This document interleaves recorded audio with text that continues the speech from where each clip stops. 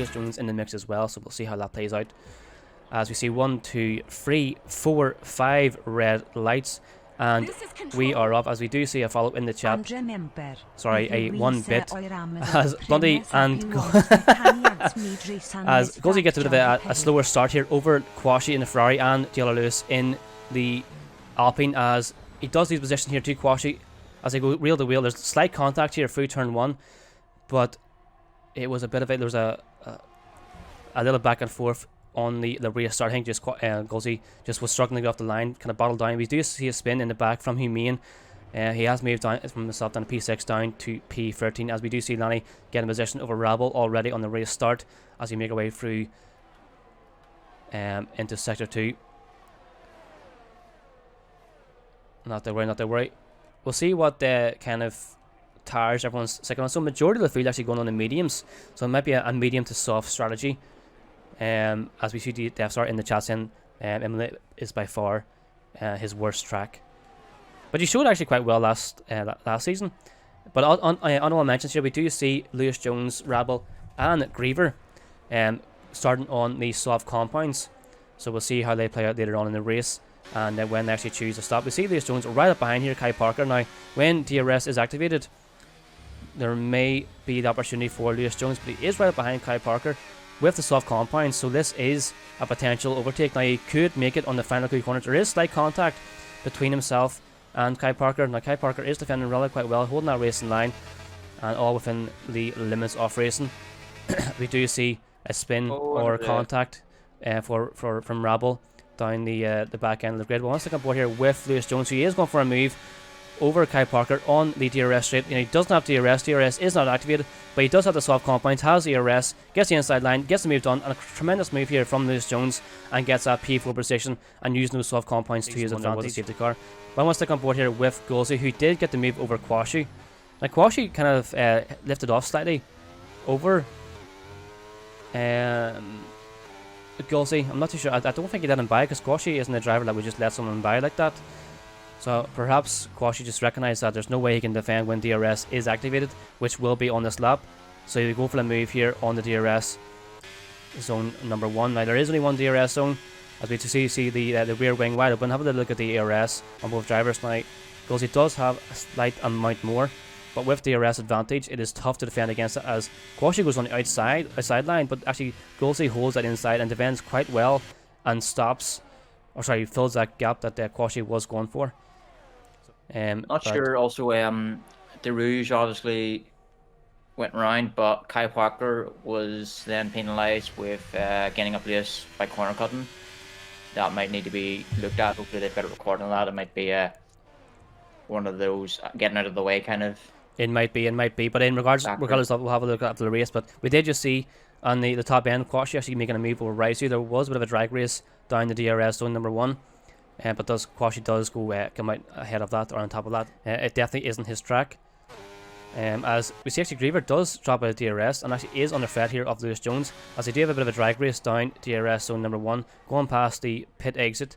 But Lewis Jones will come out on top. But they do both have DRS, so there is a mega drag race. But Lewis Jones has the inside line, gets that position over Griever, and it might be a case where those softs may be running their course slightly and actually lacking a bit of grip. In fact, scratch that, because Lewis Jones is on the soft compounds as well. Yep. But you jump on board here with Rouse, who is going for a move over Quashi. Once again, these boys are fighting back and forth constantly, which I think it will. There's some tap here in the back of Rousey from Quashi. He may have missed his braking point, and that will most likely be a penalty for Quashi. But very, very unfortunate from Rousey to get made contact here in the back end. But we did catch that on stream. Which is quite unfortunate, and actually quite unfortunate for both the races, because they're actually having a pretty good battle. What happened to Gulzy? Did we miss something? He didn't box. He dropped back at the same time as did Gulzy have who had the moment there you were saying about? Rousey had the moment, but we completely missed what happened to Gulzy, because I thought Gulzy was the one that had the moment with, because they both went back at the same time. It was kind of strange. No, it was Rousey, but Gulzy actually was right up behind Blunty at the time. And Quashi has spun just in that same corner I mentioned about Sector 2. It's a very difficult corner to get right, and there we have it. He has spun, and now it puts actually Kai Parker and Nani on those final podium positions. Kai Parker having a cracking race so far. Lewis Jones in P4, As we see, Quashi is struggling for grip at the moment. Those tires are overheated, and he's struggling to keep it on the track. I want to point out though, Blunty in P1 has created a massive gap between him and Kai Parker, who also has that time penalty. So next overall is Lanny second, and Blunty is just in cruise control right now. Just has to keep it on track. No mistakes. There is a battle here for this final podium position between Lanny and Lewis Jones as they go 2 by 2, side by side through the left. There's three of them. Here he comes. Griever is involved as well. He sees the opportunity. Over Lanny. He sees the opportunity and actually says to himself, I want to be involved in this scrap as well, as Lewis Jones does come out overall ahead, but Griever is up behind, actually gets the position over Lanny. Now there was some contact in the long left hand hairpin between Lewis Jones and Lanny, which may have caused Lanny actually to lose a bit of traction and actually have the position lost against Griever, but Griever has been chilling. That being said, Lanny also has a ERS advantage over the pair of them, so with the DRS coming up.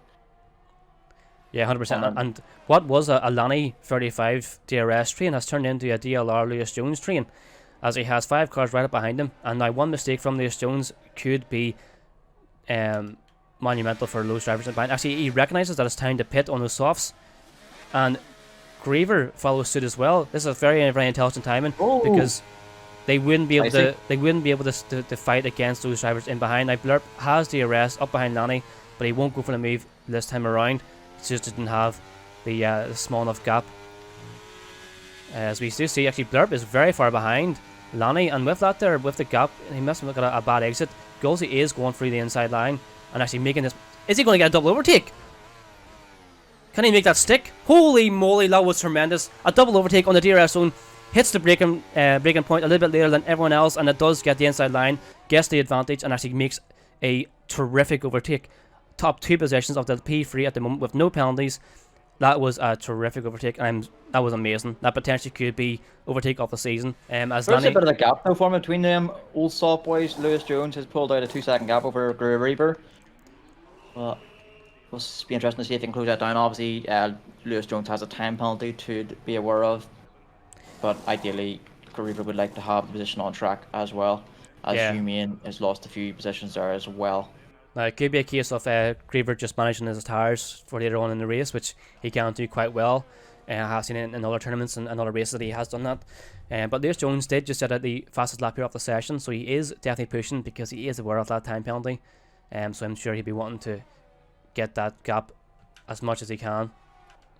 As we do see, the Rouge actually has ghosted in the back end. But like I said, the pit stops here from Golsey and Lanny, they are on the soft compound, so they will have mega pace, mega pace. Lower fuel load, fresh soft compounds. It is a recipe for success, and it's something all drivers love to hear. We'll see where Blundy comes out of the pit lane. Now he does come out ahead of Lewis Jones, and actually has a massive big gap between himself and anyone else in the field. So Blunty is just doing a glorified practice session here at the moment. He is just setting the same lap times, and actually we missed it there, but Rice, he does go for the move over Lanny, use the DRS advantage, and actually got the move done and dusted. So it may have been a case of well, actually his tires are only 2 laps old, so he has got pace on those hard compounds.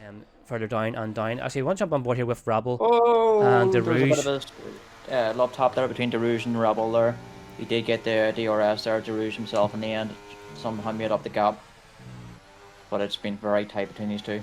Yeah, 110%. They are kind of something back here with the DRS slipstream. As I say, actually, Rabble's actually losing a bit of time through that long left-hand hairpin. And we see up the top end there, because he does set the fastest lap of the session, but the Rouge actually has the inside line off Rabble, does get the move done in a very nice fashion, actually gets that P11, but does go a little bit wide. I don't think there was any contact there, but I think he just did. No, just lock up, and he actually losing the rear end. Can he get under control? He can, and actually saves the car. Take him to the grass. Not to worry. Kitty would come down here as they are going through this long left hairpin once again, side by side. They really are battling back and forth, and this just shows the competitiveness here of every position. Every position is fought for. They're not giving away positions for free. The Rouge and Rabble could do with a wee gentleman's agreement and DRS not off each other to try and close the gap, and instead they're over squabbling with each other and probably cost themselves mega time. In fact, they are, because they were like 16 seconds behind P10. I'm gonna go out on a whim here and say that's not gonna happen. But I want to stick on board here with Rebel and see what the Rouge does do here in the DRS. As we see on the left hand side, Golsey is actually caught up within the gap of Griever within that 1 second. So I'll quickly jump on board later on and see that battle between Golsey and Griever. As there is a caution in sector 3, that is the McLaren of Humane, I believe. As we see, the Rouge does go get the inside line with the DRS advantage and does get the position over Rebel. As I quickly want to jump on board here. He has picked up a 3-second penalty at some point, so that's going to hurt him.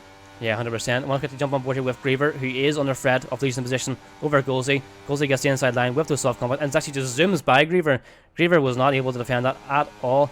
It could have been a case of, no, it's actually both drivers actually want to see him ERS. In the background rather, so you do see Rousey getting a position over Lanny with those hard compound tires. Wait, Kai Parker were trapped in the section. Save the car. What happened to Kai Parker? What? He crashed in the pit lane entry. Now this makes things a lot different. It does look like he actually just crashed in the pit lane. The pit lane entry, I think he hit the front right.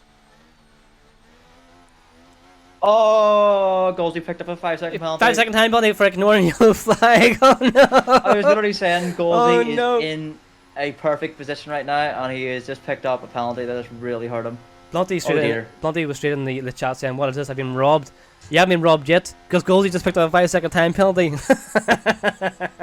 But Griever has no pens. Lanny has no pens. Rebel has no pens.